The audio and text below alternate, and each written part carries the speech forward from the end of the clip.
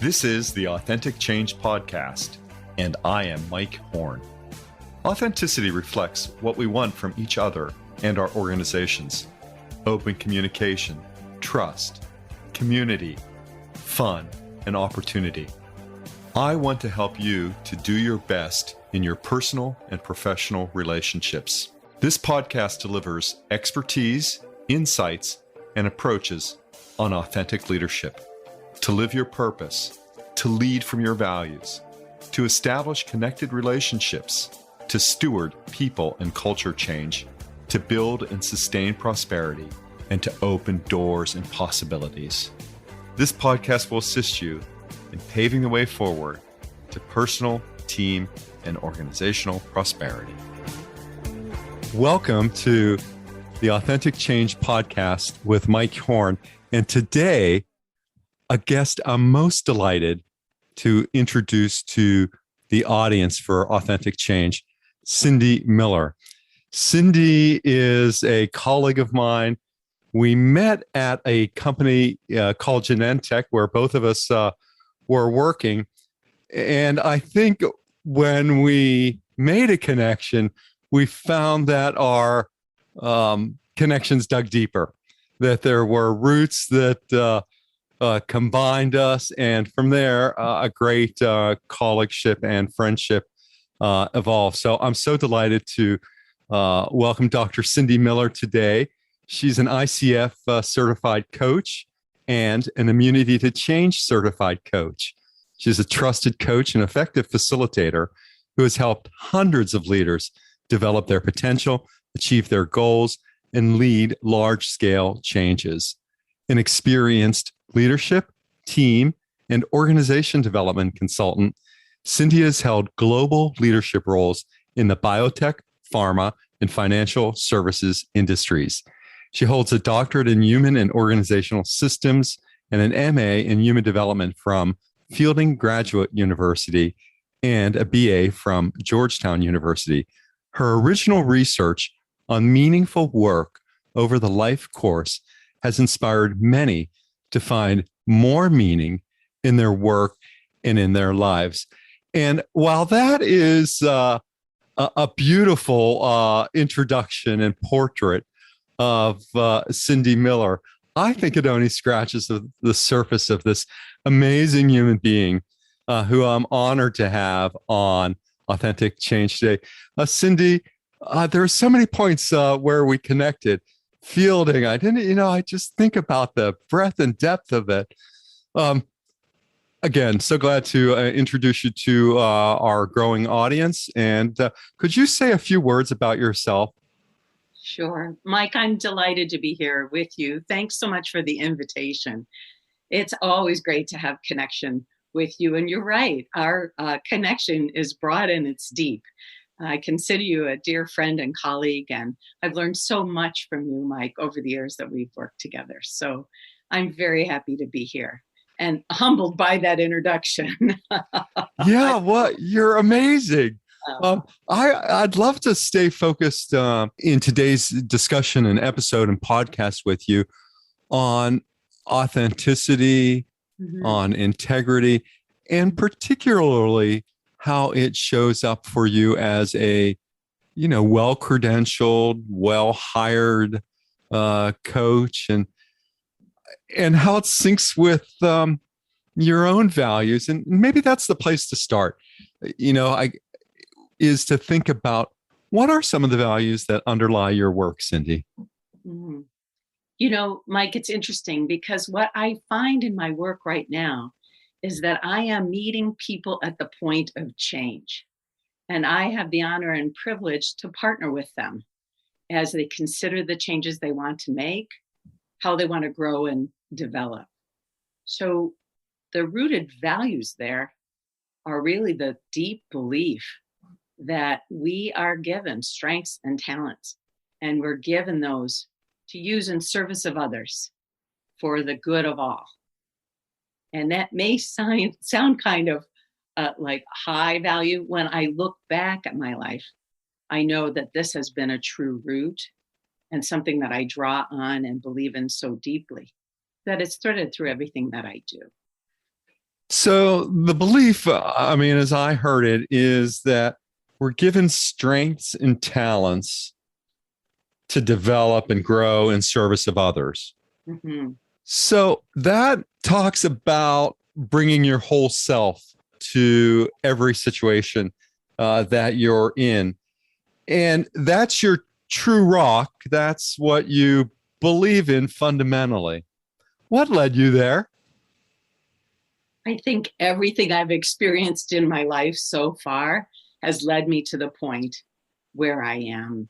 And, Mike, things are often more clear when we look back on them than when we look forward, right? Then we can see the themes, then we can remember and rediscover who we are and what made us who we are today. And that's a great joy I have as I work with coaching clients or as I work with leaders in organizations who are facing challenges or struggles, or really are just at that point where they think there's something more, there's something missing, there's a dissatisfaction, and they're curious about what's next. The point we always start with is reminding yourself, remembering who you are. What are your roots? What are your strengths? What are your talents? What gives you joy? Because the more that we can identify that and use that in work and in personal life, the happier we are and the more full our life really is.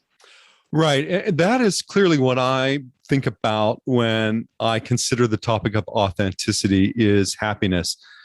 I don't know if you remember, Cindy, that Bob Keegan opened the Immunity to Change training seminar that both of us participated in, or workshop or course, the program.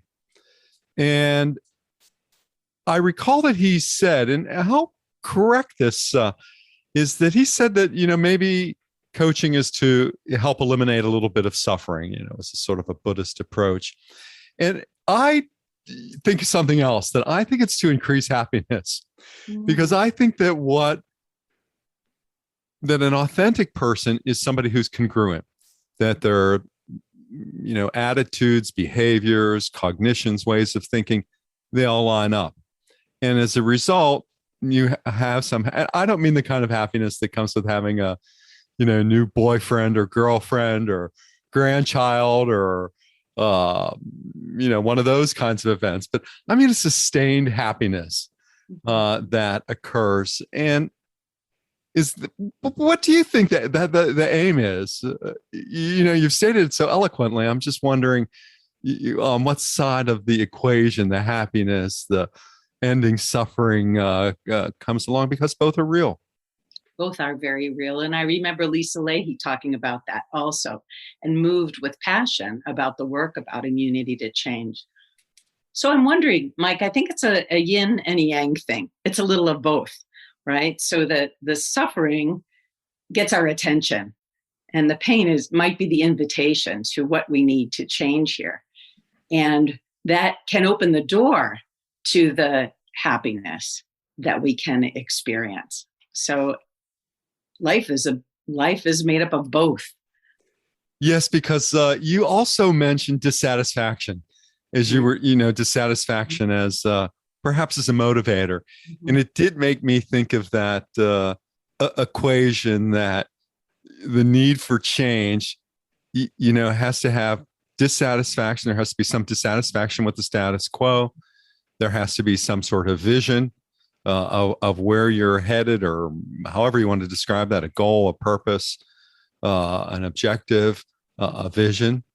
And there have to be a combination of first steps, right? You have to take some sort of action and see what the reaction is. Take back our change model, right? Adversity is one of our greatest teachers, right? When we talk to people, when we interview people, when we listen to their stories, the adversity becomes a catalyst to learning and change. And sometimes that's the push that we need to get out of the status quo. Is it was uncomfortable. Now it's really uncomfortable. And it's time to make a move. You've got my attention now. I want to make some different choices. And Cindy, you also have used the word joy. You used it quite descriptively, quite eloquently earlier. And that's also another word that I think just fills me up in a different way than some other words. In my sort of old white male body, I used to, throughout my time, talk about maybe warmth at work, maybe affection, having strong interpersonal feelings. But I feel free enough now to talk about love, everyone deserving to be loved, how that gets expressed. And that sort of goes along with joy for me, right? Not a word that I would use in many developmental contexts because, life is difficult. I wish people could see you, Mike, because you are dancing as you're describing joy. Your arms are in the air and you're moving and dancing. And joy has this wonderful spiritual element to it. And, your invitation to us and in your writings and your podcast is to look at our whole selves. And when we can bring our whole selves to work and to life, we're including that spiritual element, which I think we never used to be able to talk about at work. And, sure. and today, where inclusion is high and there's more freedom to be able to speak up about who I am and what's important to me, we still hesitate, I think, on the front of spirituality. Yeah, I've always thought about the, life in four boxes: a physical part, an emotional part, a spiritual part, an intellectual part. And, I've seen people worry about like work boxes and stuff. And there's a broader purpose. There's a broader calling, I think. And part of that is this ability to bring more of who you are to what you do. The greatest gift of a lifetime, as Jung identified. Your work is around meeting change. I think that's how you described it earlier. Or you're working with people who are meeting change. How do they come to know they're at a change point? Okay, there are some obvious examples, right? Someone goes from managing one person to managing many managers, or to being a manager of managers. So there are the issues of scale and complexity, scale and growth, maybe. What are some of the other ways that you meet people at these change points? Mm-hmm. Well, one of the beauties, I think, of being a coach is people come into coaching, Mike, when they're ready and willing to make a change. So the workplace changes you listed are all very true. Sometimes they receive feedback that they need to be a better, more effective leader, which often means a better communicator and relator.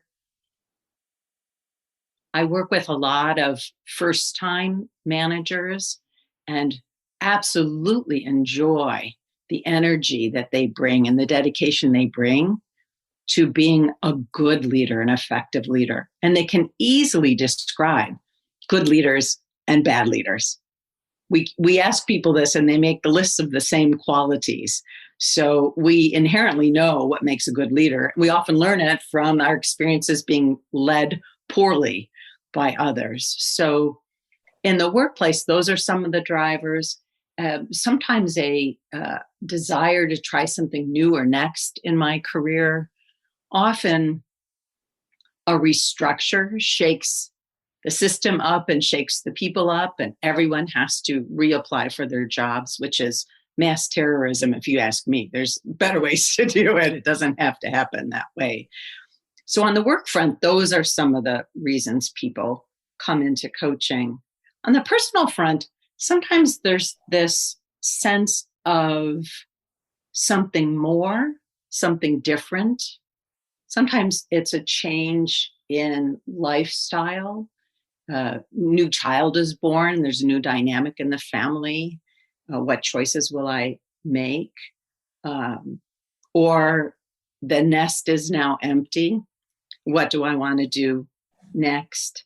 And sometimes it's just this small little niggle of a question of what's next for me. So there's several entry points, yet the common theme to them is this readiness for some kind of a change or curiosity of what might be. And it's often this readiness that creates a vision. Mm-hmm. And I would imagine the coaching engagement being one of those first steps. I mean, to say that I want to work with this person. How do you sort that out in terms of a values fit for you? How does that need fit with the values that I have personally? Not how does that need happen, but in deciding with whom to work as a coach, how do your values shape? And I don't think you're a person who will just say yes to, sort of any. What's going on for you in that regard? Where I've come out on that, Mike, is I look for two criteria. Is the person ready and are they willing? Those to me are the most important criteria. Often in our corporate experience, we are working to drive change where people are not ready and not willing. And that is an uphill battle. And we have some success, but like Sisyphus, we fall back down with the boulder and we start over again.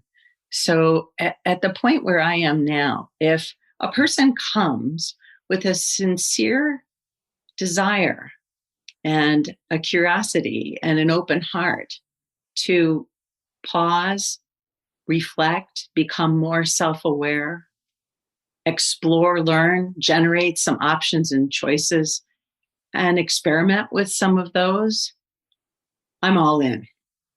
A long time ago when I did consulting for productivity improvement, we used to work with managers and leaders after diagnostic work, and we used to work with the can and will model.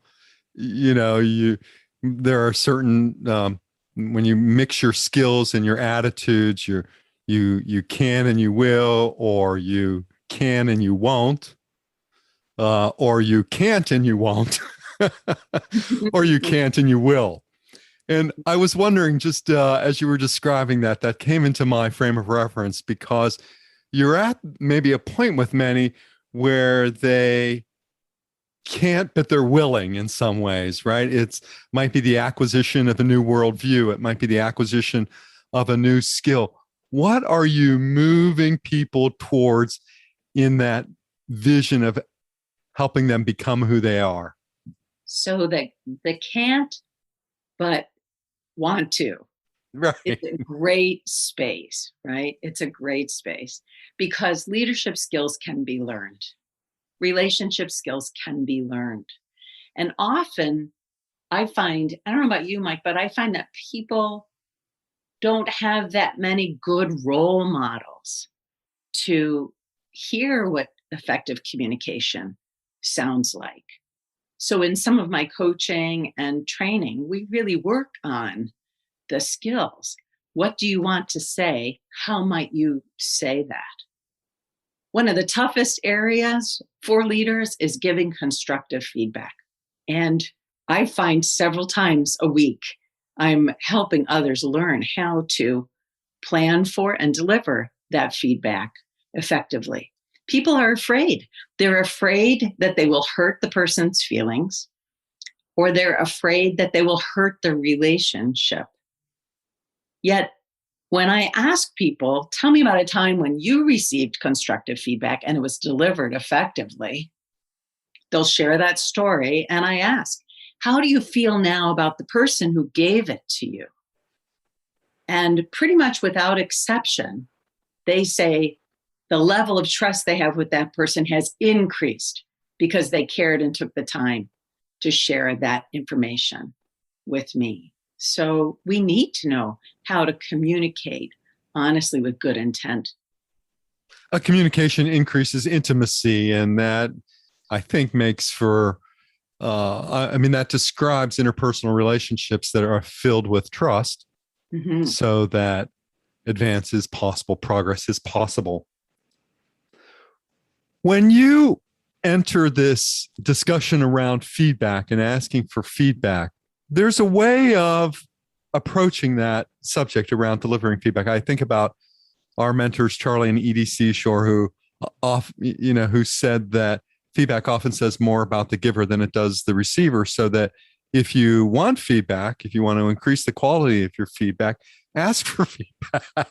Ask a question, make an observation, share something that expresses a genuine interest and shows that you care about another person.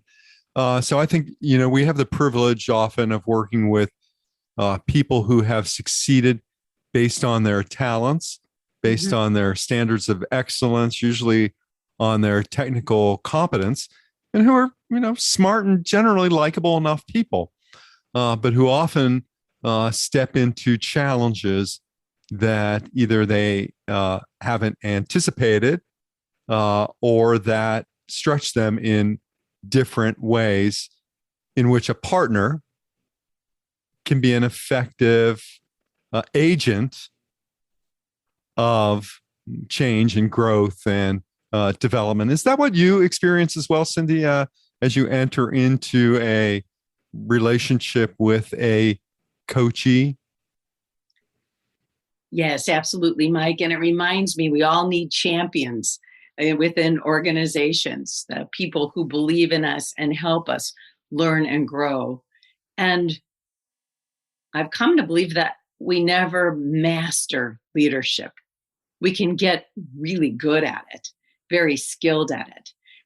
But yet mastery may never be achieved. We'll keep learning because the circumstances change, the people change, new things happen. We have a pandemic to deal with. How do we manage that in the workplace? Now, post-pandemic, how do we manage that? So that honest communication and having people we trust to deliver those messages is so important.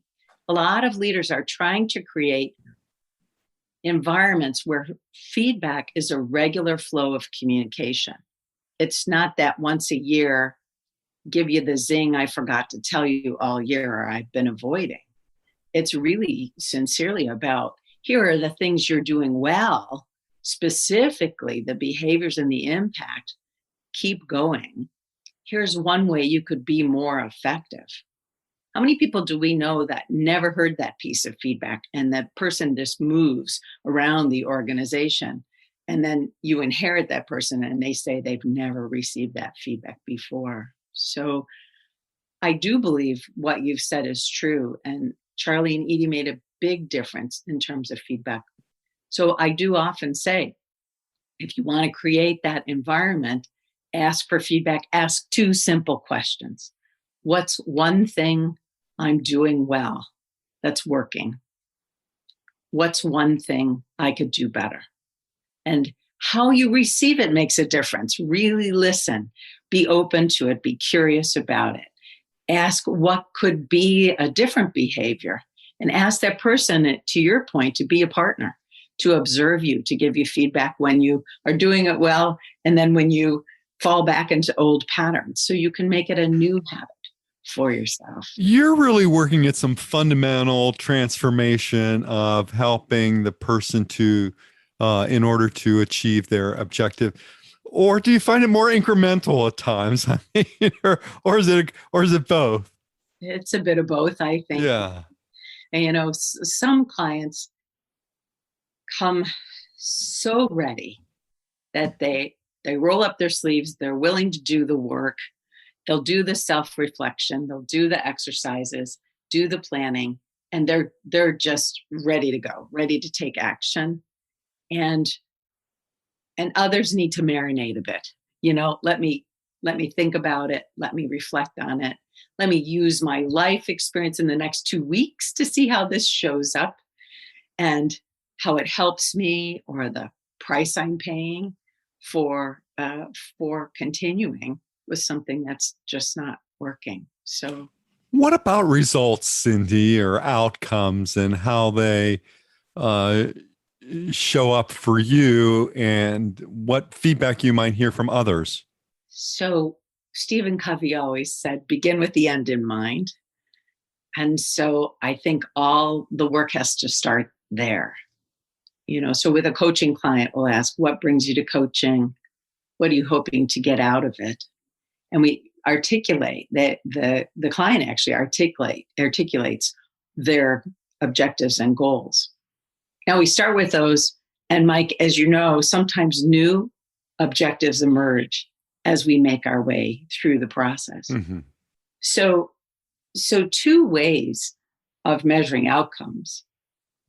One, perhaps the most valuable, is to have people reflect on what they've learned, what they've gained, what they've changed, what they want to continue working on, so that they have a chance to own it and internalize the hard work that they've done. I think the second role that we play is to observe and share what we're observing, share the journey we've seen the client go through, give the feedback in the moment when a person is making the change that they want to make, and encouraging them, because we all need some courage to go forward. Makes such a difference when someone says, you've got this. It just makes, at least that's what I experience. And, fundamentally, maybe that is also finding resources at work, in work, where you can develop this best friend.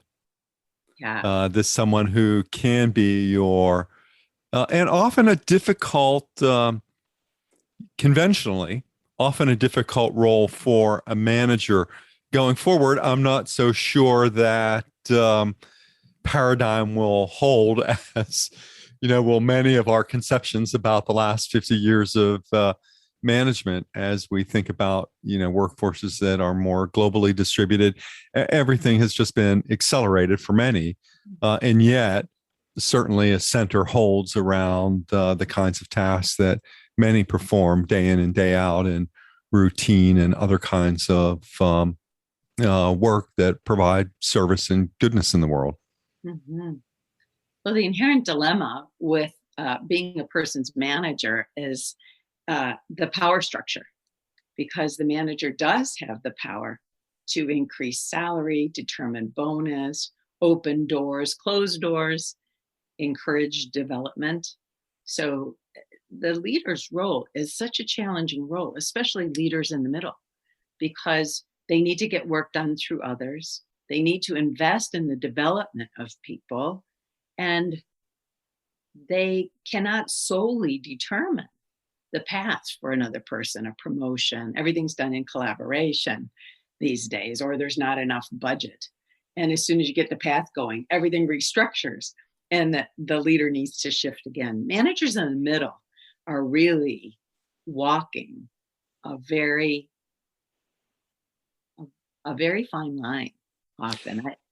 And what do you think the key skills are to navigate that boundary? I mean, certainly I would think, on my list, I might have self-awareness as a key, because it informs so many things around individuation and agency.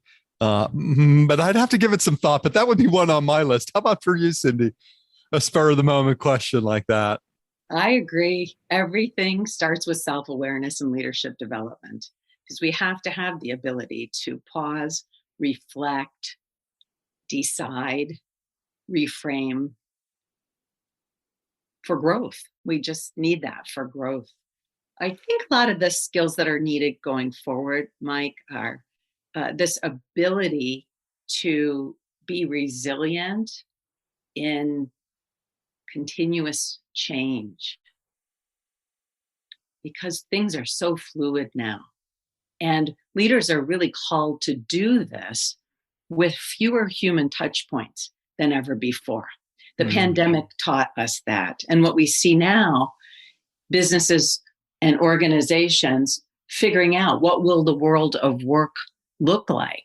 And then how do I lead people and help them develop skills in a world that is probably some hybrid of remote and in-person? Unless your work requires the use of equipment or laboratories, or you're delivering a service in person, office workers' lives have changed dramatically. And we've been thinking a lot about, my colleagues and I, about what is needed and what are those touch points and what will that look like for the leader. One of the concepts that has impressed me over the last few months is the polarity from moving from predictability to uncertainty. That maybe our success in organizations as they form and evolve now is someone's very skilled at. And I think all of the characteristics that you described about fluid situations, collaborative, knowing and not knowing at the same time, these are issues that certainly in the middle and at the top will test others, I'm certain. I wonder how it affects, to your point, those who may, are laboratory workers, food service workers. How do you think they are affected by all of this? I think about everyone has experience, not everyone. Many people in the United States have experience with organizations at birth because most people in the United States are born at hospitals. Mm-hmm. And hospitals have different cultures, they have different rules, they have different procedures. And, birth in those organizations is determined by a set of, by organizational culture, incorporating all of its formal and informal systems. So how are people at, just in that hierarchical top, middle, bottom? I get the middle and the top. What about the bottom, Cindy? One thing I've realized, Mike, is that it's the middle and the top that change a lot, right? In restructures. But the core, frontline people are meeting the need of the business or the organization. And that core work tends not to change, or changes more slowly, or like changes with a technology innovation, a better delivery system. Yet the core business need is there and needs to be met. I mean, I really would love to see organizations invest in, empower, and encourage people who deliver the goods and services, right? To be able to help them feel secure in their work and continue their work, right? When we see a reorganization, for example, everyone has to reapply for their roles. Well, how many have you been through and I've been through? And when you look at the core delivery mechanism, the need is still there. The service needs to be provided. And a lot of the core people, maybe they get a new job title or report to a new leader, but they're still delivering the main service and meeting the need. It makes me question how many times do we really need to restructure? And I think one of the dynamics that has happened is a leader's given a new role. They have 18 months only to prove themselves anymore. Used to be 5 years, then it was 3 years, 18 months. So what do?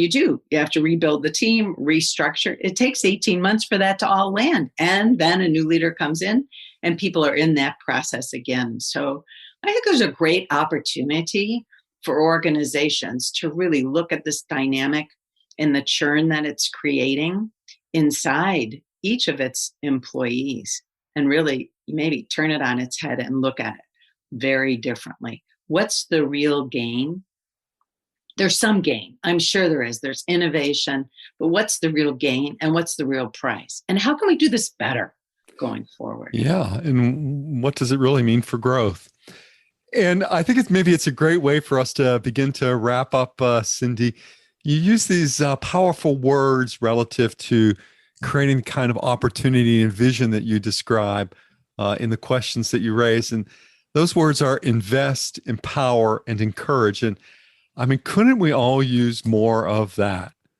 Or certain, a little investment, a lot of love, empowerment, the ability to understand another person, and encouragement to find the path ahead and the progress in our work.